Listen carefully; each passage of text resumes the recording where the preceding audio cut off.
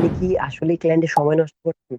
আপনি যদি সত্যিই ক্লায়েন্টের সময় নষ্ট করে থাকেন, তাহলে আজকের পর থেকেই ক্লায়েন্টের সময় নষ্ট করে দেওয়া অফ করে দিন। এখন আপনারা আমার কথাটি শোনার পর হয়তো আমাকে দ্বিমত করতে পারেন যে, "ভাই, আমরা ক্লায়েন্টের সময় নষ্ট করছি নিয়ে আমাদেরকে কি বোঝাতে চাচ্ছেন?" আমি এই কথাটি দ্বারা আপনাদেরকে বোঝাতে চাচ্ছি যে, আপনারা যেই সকল প্রসেসে ক্লায়েন্টকে মেসেজ করতেছেন, এই সকল প্রসেসে মেসেজ করার কারণে ক্লায়েন্টের আসলেই সময় নষ্ট হচ্ছে, যেটা আমি বলে মনে করি। এখন আমাকে বলতে পারেন যে, "ভাই, আমরা ফ্রিল্যান্সার মানুষ, আমরা কি ক্লায়েন্টকে মেসেজ করবো না?" সেই জায়গাতে গিয়ে আমি আপনাদেরকে বলবো, আপনারা অবশ্যই ক্লায়েন্টকে মেসেজ করবেন। কিন্তু ক্লায়েন্টকে মেসেজ করার পূর্বে আপনাদেরকে একটি বিষয়কে নজর দিতে হবে। কিন্তু আপনারা কি করছেন? আপনারা একই সময়ে গিয়ে, একই জায়গায় গিয়ে আপনারা বিভিন্ন ক্লায়েন্টকে বিভিন্ন সার্ভিসের জন্য অফার করছেন। এই কাজটি আপনারা করতেছেন অনেকেই। আপনি করতেছেন না, কিন্তু আপনার মতো অনেকেই এই কাজটি করতেছে। কি করতেছে? আপনি নিজ সিলেক্ট না করার কারণে আপনি মাল্টিপল কাজের জন্য মাল্টিপল ক্লায়েন্টকে মেসেজ করছেন। এই প্রসেসটা আপনি আজকের পর থেকে বন্ধ করে দিন। এই প্রসেসটা সম্পূর্ণই টোটালি রং ওয়ে। এইটাতে কখনো ক্লায়েন্ট কনভার্ট করা যায় না। যদিও যায় তাহলে খুব কম যাবে।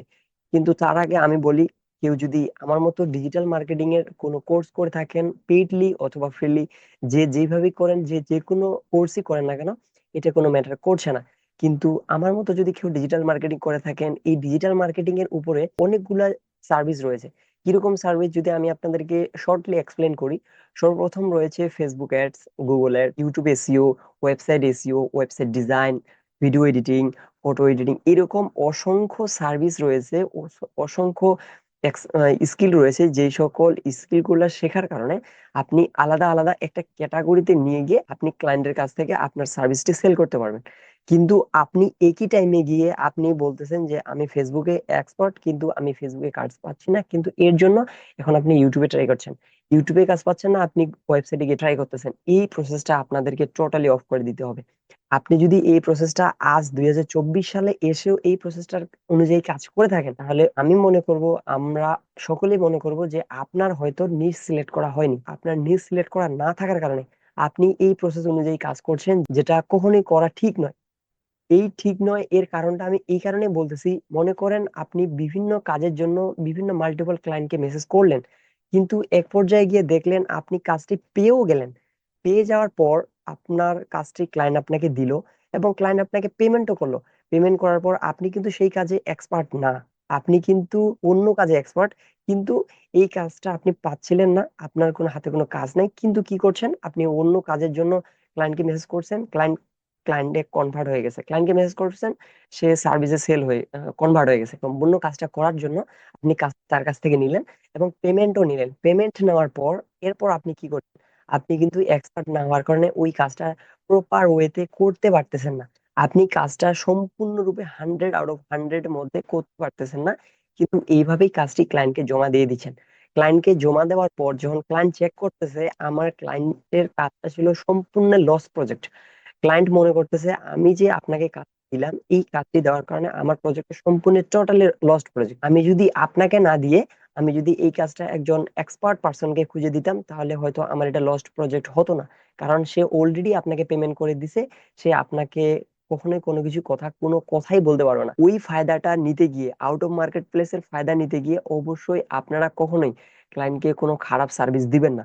100 এর মধ্যে অন্তত পক্ষ 90% আপনাদেরকে ক্লায়েন্টকে অবশ্যই ভালো ফিডব্যাক দিতে হবে। কখনো আপনারা 50-50 দিবেন না। এইটা 50-50 দিলে আউট অফ মার্কেট প্লেস থেকেও ক্লায়েন্টের বিশ্বস্ততা নষ্ট হয়ে যাবে এবং ক্লায়েন্ট আউট অফ মার্কেট প্লেসে কোনো কাজ দিতে চাইবে না। আপনারা অবশ্যই ক্লায়েন্টকে সার্ভিস দিতে গেলে যেই কাজে আপনি সব থেকে বেশি এক্সপার্ট, সেই কাজের উপরেই সার্ভিস দেওয়ার চেষ্টা করবেন। আশা করছি আপনারা বিষয়টি বুঝে গেছেন যে আজকে আমি কি নিয়ে কথা বলতে চেয়েছি। আজকের ভিডিওর মূল টপিক কি ছিল, আমরা ভিডিওর প্রথমের দিকেই বলে দিয়েছি, আমরা ক্লায়েন্টের কি সময় নষ্ট করছি।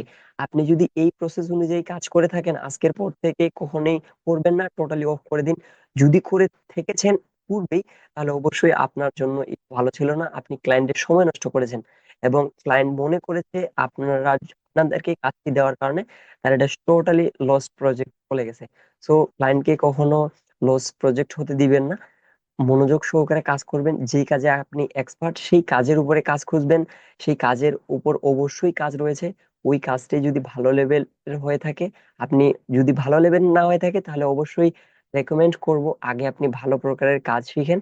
তারপর আপনি মার্কেট প্লেস অথবা আউট অফ মার্কেট প্লেসে এসে ক্লায়েন্টদেরকে সার্ভিস সেল করেন, কিন্তু কখনোই তারে নারে শিখে কখনোই সার্ভিস সেল করবেন না।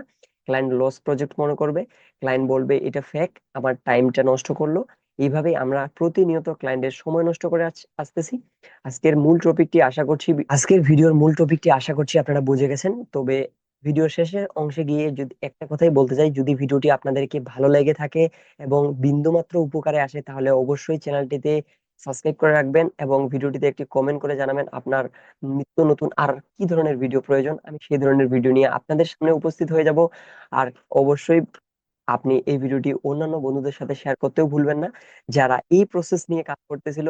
আজকের পর থেকে যেন এই প্রসেস নিয়ে কাজ করা অফ করে দেয়, তাহলে তাদের একটু হলেও হেল্প হয়ে যাবে। নতুন ভিডিও আসা অবধি সকলে সুস্থতা কামনা করছি। সবাই ভালো থাকবেন, সুস্থ থাকবেন। আসসালামু আলাইকুম ওয়া রাহমাতুল্লাহ।